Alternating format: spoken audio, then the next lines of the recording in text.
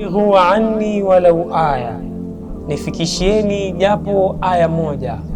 Jua tafsiri ya Qur'an tukufu, fahamu historia ya Uislamu, ijue sira ya Bwana Mtume Muhammad sallallahu alayhi wasallam na hadithi zake katika kipindi Nasaha za Ijumaa. Ungana nami Hamza Ramadhan Suleiman katika kila siku ya Ijumaa saa 3 kamili asubuhi hapa Al-Hajar TV. Assalamu alaikum wa rahmatullahi wa barakatuh. Alhamdulillahi rabbil alamin, wassalatu wassalamu ala ashrafil anbiya'i wal mursalin wa ala alihi wa ashabihi ajma'in, amma ba'd. Waumini wapendwa, baada ya kumshukuru Allah tabaraka wa taala na kumtakia rehma na amani Mtume Muhammad sallallahu alayhi wasallam, katika Ijumaa kama hii, katika nasiha ambazo kwamba nimezichagua na nasaha ambayo kwamba ningependa niwahusie Waislamu, ni kuhusu jambo zima la mitandao ya kijamii na watoto wa Kiislamu, mabinti wa Kiislamu, vijana wadogo wa Kiislamu. Allah tabaraka wa taala anatuambia kwenye Qur'an, wala tulqu biaidikum ila tahluka, ya kwamba msijiharibie wenyewe kwa mikono yenu, mkajiharibia maisha yenu na akhera zenu kwa mikono yenu.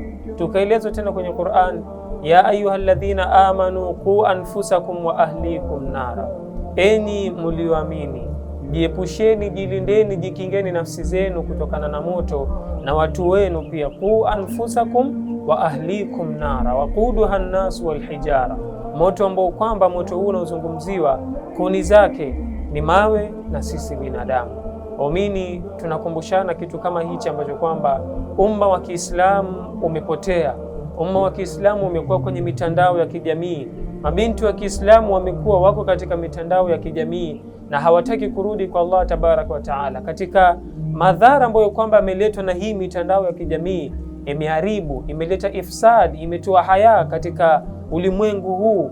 Mabinti hawana haya tena, vijana hawana haya tena, na ndio maana mtu anaweza kufanya kitu chochote cha kipuzi na kisha akakiweka katika mitandao ya kijamii. Je, wale ambao kwamba watakuja kuangalia vitu kama hivi, wale ambao kwamba watakuwa wanafuatilia maisha yetu baada ya sisi kuondoka, watachukua elimu gani? Watachukua ibra gani kutoka kwetu? Waumini, ni kitu ambacho kwamba mzazi lazima akiangalie, ni kitu ambacho kwamba wewe unayemshughulikia mtoto, aidha ni wa babako, aidha ni ndugu yako, aidha ni yoyote yule, utambue Mtume anatuambia katika hadith, kullukum ra'i wa kullukum mas'ulun an ra'iyati, kila mmoja wetu ni mchunga na ataulizwa juu ya kila ambacho kwamba anakichunga. Ewe baba, wewe ni mchunga katika nyumba yako. Ewe mama, wewe ni mchunga katika nyumba yako. Ewe kijana, ujue ya kwamba ni mchunga kwa kila ambacho kwamba unakimiliki. Simu hizi ambazo kwamba vijana wa Kiislamu wako nazo, simu kama ile unaitumia na njia gani? Simu kama ile inakuletea kheri ama inakuletea shari? Ikiwa simu kama ile kutumika kwake ni katika kuangalia picha mbaya, kuangalia picha ambazo kwamba hazifai, kuangalia uchi wa wanawake, kuangalia uchi wa wanaume, kuangalia mashoga katika mitandao ya kijamii, utambue ya kwamba yaumul qiyama utaulizwa, kwa sababu kuna siku ambayo kwamba al-yawma nakhtimu ala afwahihim wa tukallimuna aydihim wa tashhadu arjuluhum bima kanu yaksibun. Mdomo huu ambao kwamba wewe ndio unatoa ushahidi nao, yaumul qiyama mdomo kama huu utafungwa, na kisha itakayozungumza mikono yako, itakayotoa ushahidi miguu yako, itazungumza mkono kama huu. Muislamu utasema kwamba mimi niliingia TikTok nikalike picha ya mwanamke ambaye kwamba alikuwa anatingisha. Mimi niliingia YouTube nikatafuta picha ambazo kama za haramu, nikalike, nikaangalia. Mkono kama huu utazungumza. Waislamu, mitandao ya kijamii tujiepushe na kufanya vitu ambavyo kwamba ni vya haramu katika mitandao kama hii, kwa sababu tunahesabiwa katika amali zetu ambazo kwamba ni ovu. Hili ni jambo ambalo kwamba katika juma kama hii lazima kila mmoja wetu alichukue, na lazima kila mmoja wetu aliweke katika akili zake. Ukiwa kweli unataka kuwa TikTok, basi fuata lile la kheri. Mawaidha ni mingi ambayo kwamba yanaekwa katika mitandao hii, ikiwemo TikTok, YouTube, Instagram. Tafuta zile clips uangalie, like, comment.